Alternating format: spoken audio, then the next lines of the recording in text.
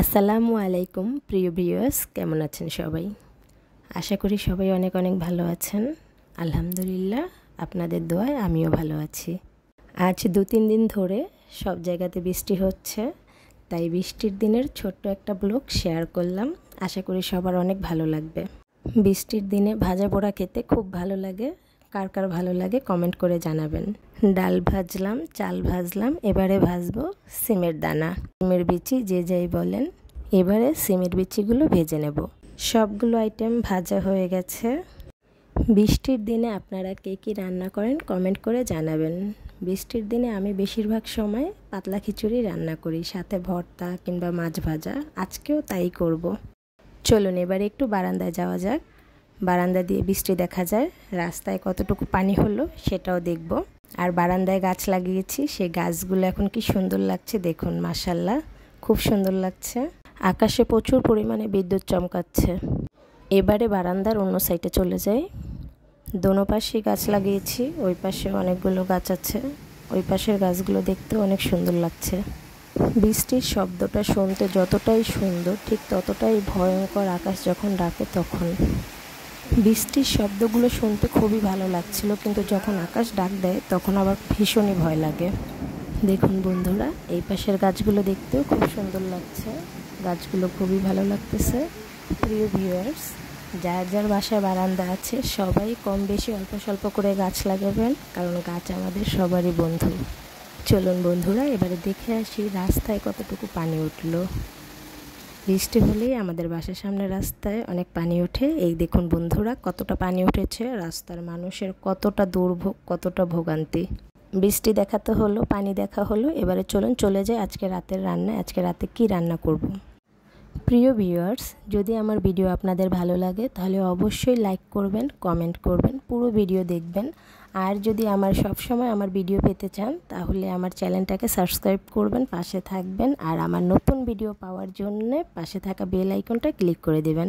এবারে চলুন রান্নাবাড়ায় চলে যাই। সাথে থাকবে সুন্দর একটি মিজানুর রহমান আজহারির ওয়াজ, সবাই শুনবেন। আশা করি সবার কাছে ভিডিওটি ভালো লাগবে। আবার বিশ্বনবী দাঁড়িয়ে খুতবা দিচ্ছেন। এক সাহাবী এসে বলেন, নবী, মদিনার মধ্যে পানি নাই, অনাবৃষ্টি, দুর্ভিক্ষ, আপনি একটু দোয়া করেন যাতে বৃষ্টি হয়। কিসের দোয়া?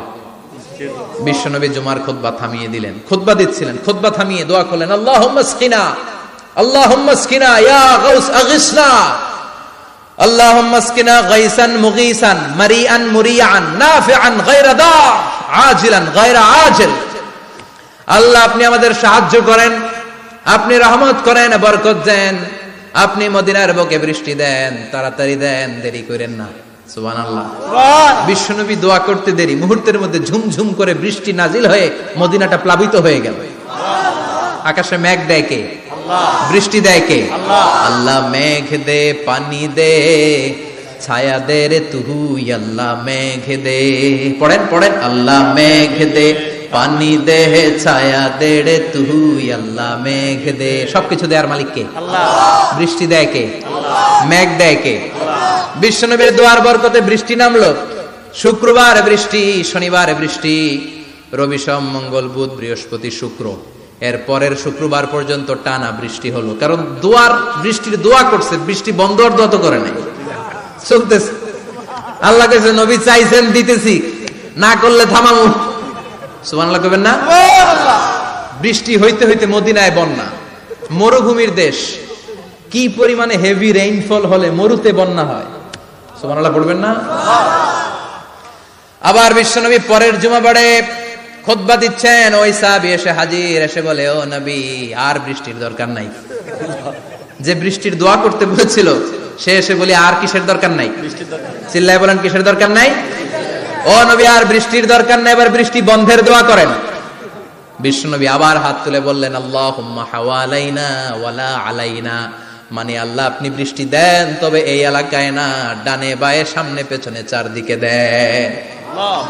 সাহাবীরা মসজিদ থেকে বের হয়ে দেখে মদিনার চারদিকে এরকম গোল একটা চাকতি, এই চাকতি দিয়ে নীল আকাশ দেখা যায়, আর ডানে বায়ে সামনে পেছনে প্রচন্ড ঝড় ঝন্ডার বৃষ্টি। মদিনার আকাশে এক ফোঁটাও বৃষ্টি নেই। চিল্লায় এখন সুবহানাল্লাহ। এগুলো হচ্ছে বিশ্বনবীর খুতবার বরকত। 500টা খুতবা দিয়েছেন, এজন্য খতিব সাহেবরা ভালো করে খুতবা দেওয়ার দরকার আছে না নাই? আল্লাহ বললেন ইযা নুদিয়া লিস-সালাতি মিন ইয়াউমিল জুমআতি ফাসআউ ইলা যিকিরিল্লাহি ওয়া যারুল বাই। জুমার আযান যখন হয়ে যায়, জুমার নামাজ পড়তে যাও, বেচা কেনা বন্ধ করে দাও। কার কথা? আল্লাহর। Close the shop, shut down the shop, close the market. Market বন্ধ, দোকানের শাটার নামাও, ক্যাশ বক্সে তালা ঝুলাও, ব্যবসা প্রতিষ্ঠান, মার্কেট সবগুলো বন্ধ করে একজনের জিকিরের দিকে ছুটবা। তিনি কে? আল্লাহ। অল্প 1-1.5 ঘন্টার জন্য যদি ব্যবসা বন্ধ রাখেন, পরে যখন আবার দোকান খুলবেন, জুমার বরকতে ব্যবসা বাড়িয়ে দিতে পারে কে?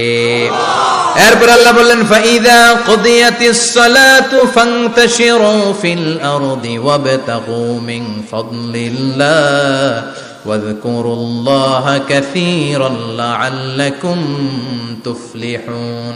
যখন নামাজ শেষ হয়ে যায়, ফাইদা কুদিয়াতিস সালাতু ফান্তাশিরু ফিল আরদ, জুমার নামাজ যখন শেষ হয়ে যায়, জামাতের নামাজগুলো যখন শেষ হয়ে যায়, ফান্তাশিরু ফিল আরদ, জমিনে ছড়িয়ে যাও, ওয়াবতাগু মিন ফাদলিল্লাহ, আল্লাহর কাছ থেকে ফদল তালাশ করো, মানে রিজিক তালাশ করো। কার কথা? আল্লাহ। নামাজ শেষ, মসজিদে থাকবেন? কই যাবেন? কথা কন, জোরে কন। নামাজের সময় ঢুকবেন কই? নামাজ শেষে যাইবেন কই? আবার বলেন আজান হলে ঢুকবেন কই? আজান শেষ, নামাজ শেষ, যাবেন কই? কুদিয়াতিস সালাহ ফান্তাশিরু ফিল আরদ। এটা হচ্ছে ইসলামের বিধান। মসজিদে গোল হয়ে বসে থাকার কোনো বিধান নাই। শুধু মুরব্বী যারা, কাজ নাই, ফ্যামিলিরে দেওয়ার কিছু নাই, অবসর সময়, অঢেল সময় মসজিদে বসে তেলাওয়াত করেন, জিকির করেন, সমস্যা নাই। কিন্তু যুবক যারা, নামাজের পরে সমাজকে উপহার দিবা, রাষ্ট্রকে অনেক কিছু উপহার দেওয়ার আছে, তোমার ফ্যামিলির প্রতি অনেক দায়িত্ব আছে, কর্মক্ষম কেউ নামাজের পরে মসজিদে অলস সময় কাটানো যাবে না। বিধানটা কার? ওমর ফারুক মসজিদে নববীর ইমাম, জোহরের নামাজের ইমামতি করলেন, বের হয়ে আসলেন, দেখেন মসজিদের বারান্দায় ইয়ামান থেকে আসা কিছু লোক গোল হয়ে বসে বসে জিকির করে। কি করে? মনোযোগ নাই।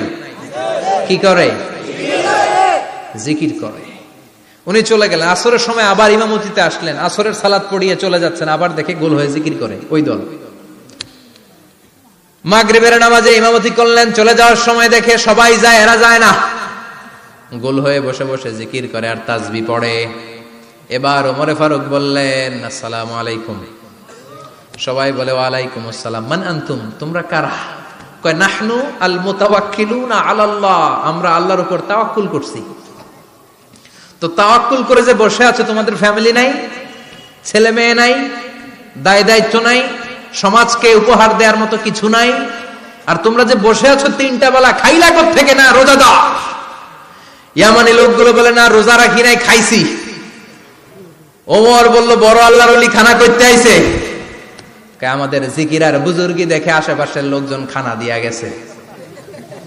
ওমরে ফারুক বলে তাইলে তো তোমরা মিথ্যাবাদী, তোমরা মুতাওয়াক্কিলুনা আলাল্লাহ নও, তোমরা আল্লাহর উপর তাওয়াক্কুল করনি, তোমরা হচ্ছে আল মুতাওয়াক্কিলুনা বা'দুকুম বা'দা, একে অপরের উপর নির্ভরশীল। যারা খানা দিয়ে যায় এদের উপর তোমরা নির্ভরশীল।